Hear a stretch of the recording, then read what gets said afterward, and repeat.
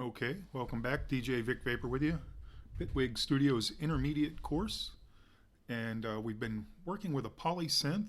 And at this point, we're going to talk a little bit about macros. So we did the LFO and we've set up some little modulation within the synth. But what if we wanted to take one knob and control multiple areas? Well, we're going to do that by opening up right here by the arrows, the macro screen. Now we've been seeing this in previous lessons and I haven't really got to it, but that's what this lesson's all about. So again, if we click our little circle and arrow on whichever control we want to activate, the other areas are going to turn blue for us. And now we can assign multiple effects or multiple controls all to the one knob. So let's do that. Let's open up a little oscillator on the FM. Let's open up a little noise.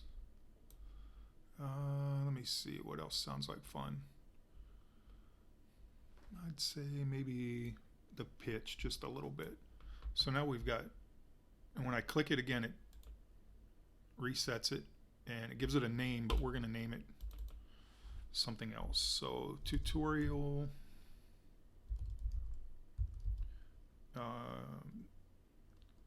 1.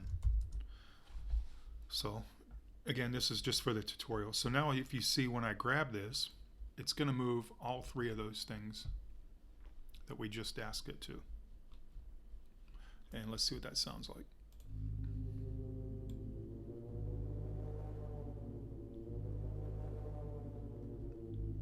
Pretty cool.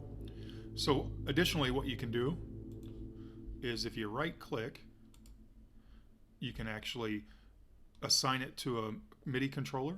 You can ask it to learn. So if we click learn control assignment, it's going to turn green. Now it's waiting for me to assign a knob to a MIDI controller. So essentially on my MIDI controller right now, if I wanted to assign this, I would just activate or move the slider or knob I wanted to control this with, and it would do that.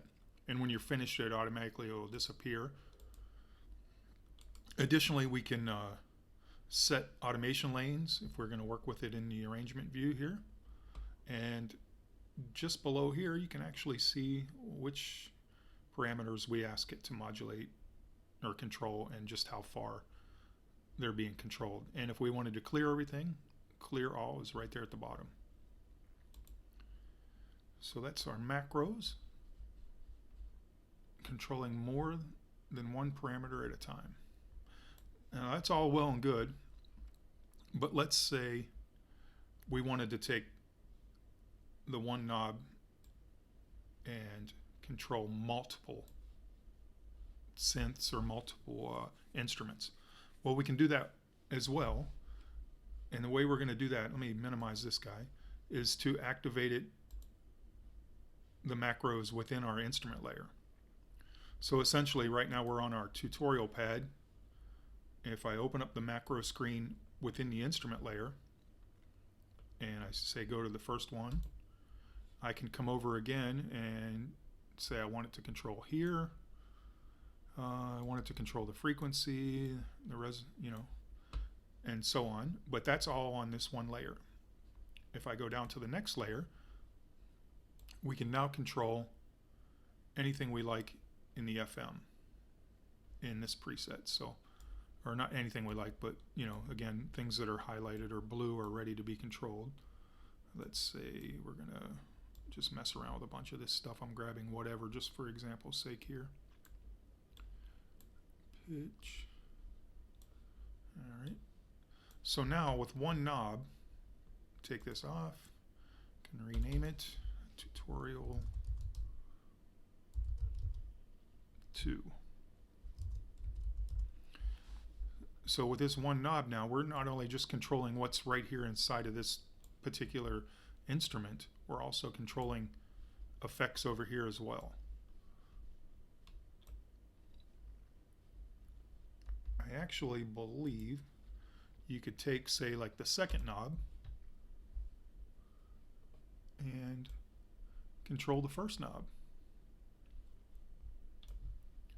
Let's take that guy off. And let's hear what kind of nonsense we've created here. So with one knob, I'm controlling both layers.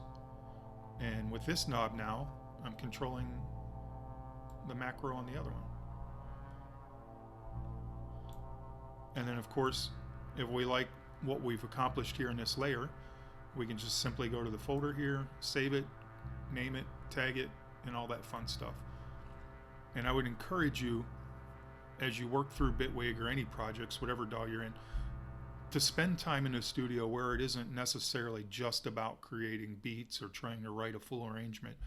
Come in here and do a little sound design and experiment with stuff and save these things, because it really increases the workflow once you actually come in and say, okay, I'm going to create beats, I'm going to create a song, I'm going to arrange it. Because from there on, you know, in your library, you're just stacked full of really useful instruments and sounds that you can just start incorporating into that. So in short, that is macros. Let's move on to the next lesson where we can look at